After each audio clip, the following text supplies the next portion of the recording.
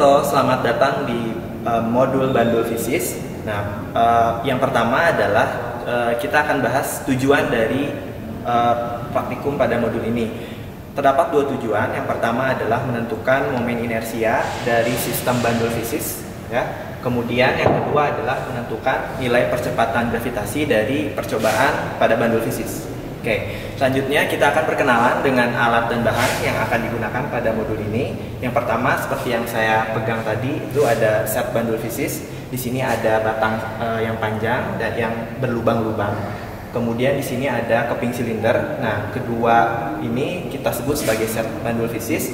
Kemudian di sini ada meteran yang akan kita gunakan untuk mengukur dimensi dari batang dan keping silinder ini. Kemudian selanjutnya ada neraca olan yang akan kita gunakan, tentu saja dengan pemberatnya yang akan kita pakai untuk mengukur massa dari Bandul Fisis.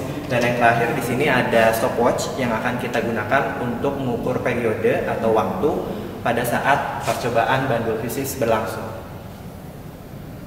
Sebelum melakukan percobaan utamanya, yakni melakukan osilasi pada Bandul Fisis ini, terlebih dahulu kita perlu menimbang dan mengukur dimensi dari Bandul Fisis. Oke, di sini saya akan mencontohkan bagaimana cara menimbang.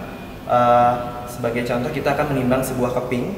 Nah, kita akan mengetahui berapa massa dari keping ini menggunakan neraca olan ini. Oke, setelah mengukur massa dari keping dan batang menggunakan neraca olan, selanjutnya kita bisa mengukur dimensi dari Bandul Fisis ini.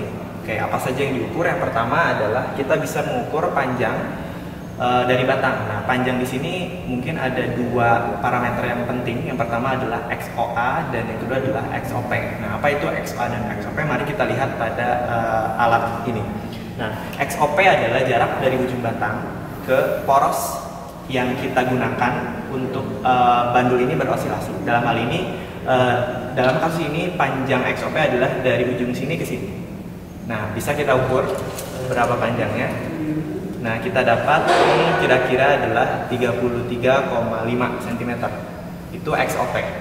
Nah, kemudian kita ukur juga XOA, yaitu jarak dari ujung batang ke pusat silinder. Jadi kita tarik dari ujung sini ke sini. Nah, dalam kasus ini kira-kira panjangnya adalah 77,5 cm. Nah, dua parameter tadi bisa kita catat. Nah, tentunya itu akan dipakai untuk pengolahan data pada modul ini di bagian selanjutnya. Oke, setelah terukur dimensi panjangnya, jangan lupa juga kita mengukur diameter dari silinder, yaitu ini jarak diameternya ya. Dalam hal ini kira-kira sekitar 11 cm gitu ya. Mungkin dimensi yang diukur cukup ya. Jadi tadi ada XOA, XOP dan diameter dari silinder gitu, kira-kira seperti itu. Nah, setelah terukur, nah kita bisa langsung melakukan percobaan, yaitu osilasi Bandul Fisis. Nah, bagaimana caranya? Yang pertama, tadi sebetulnya tentukan porosnya mau di mana. Di sini ada banyak pilihan poros, ya, dari yang terdekat mungkin sampai yang terjauh. Nah, nanti bisa divariasikan. Nanti ada 3 variasi nilai XOP sebetulnya pada modul ini. Nah, mungkin kita ambil saja ini variasi 1, nanti variasi 2 mungkin bisa lebih pendek, dan variasi ketiga mungkin bisa lebih panjang dari variasi 1. Kira-kira seperti itu. Nah, setelah ditentukan porosnya, letaknya gitu, kita bisa lakukan osilasi langsung. Caranya adalah kita kasih simpangan, kita berikan simpangan ke Bandul Fisis ini kira-kira 10 derajat ya. Dalam hal ini sudutnya sudut kecil, kira-kira ya 10 derajat ya. Nah, lalu kita lepas bandul ini, dan saat melepas pastikan telah menekan waktu start ya di stopwatch, dan kita ukur waktunya. Nah, ukur waktu bandul ini saat mengalami osilasi sebanyak 50 kali. Nah, itu kita namai T-aksen. Kemudian saat dia 100 kali. Jadi 50 kali pertama dan 50 kali kedua. Jadi nanti ada T-aksen 50 osilasi pertama dan T-double aksen 50 osilasi kedua.